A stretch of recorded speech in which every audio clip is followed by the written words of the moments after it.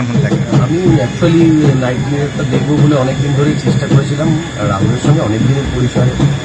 তো রাহুলও আমাকে ডেট দিয়েছিল, মানে পারফরমেন্সের আমি সময় পাইনি, আজকে দেখলাম ভিএফএক্সের নিচে স্পেসটায়। তো অ্যাকচুয়ালি এখানে দুটো পার্ট আছে, বড় করে বলার কিছু নেই, অনেক জায়গায় লিখবো হয়তো কোথাও না কোথাও। সেটা হচ্ছে যে একটা হচ্ছে যে তার কোট আনকোট যেভাবে আসে, সেটা হচ্ছে একটা টেক্সচুয়াল পার্ট বা গল্পটা, আর একটা হচ্ছে পারফরমেন্স পার্ট, অর্থাৎ প্রেজেন্টেশনের জায়গাটা কীভাবে প্রেজেন্ট করছে। কিন্তু সামগ্রিকভাবে যেটা খুব ইম্পর্ট্যান্ট সেটা হচ্ছে সারা পৃথিবীতেই যেটা মানে ধ্রুব সত্য বলা যায়, সেটা হচ্ছে যে পৃথিবীর অনেক কিছু পরিবর্তন হয়ে যায়।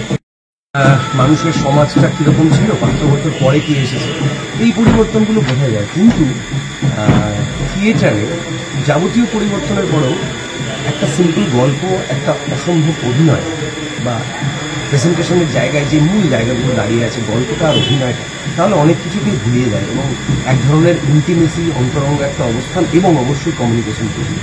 সাবজেক্ট যেভাবে ট্রিট করে, যেভাবে তার ট্রিটমেন্ট হয় এবং দর্শক হিসেবে যখন কেউ ঢোকে, আমরা বিশ্বাস করি, আমি ব্যক্তিগতভাবে নিজের স্টোরি টেলিং করি, দর্শক হিসেবে আমরা যখন ঢুকি আমরা রসিক জন হিসেবে বেরিয়ে যাই, এটাই কাম্য বা বেরিয়ে যেতে হয়।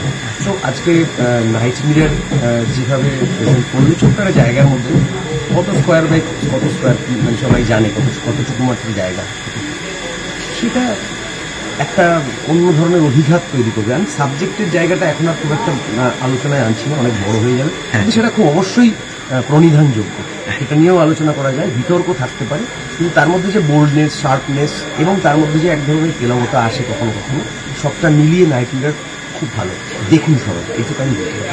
Thank you.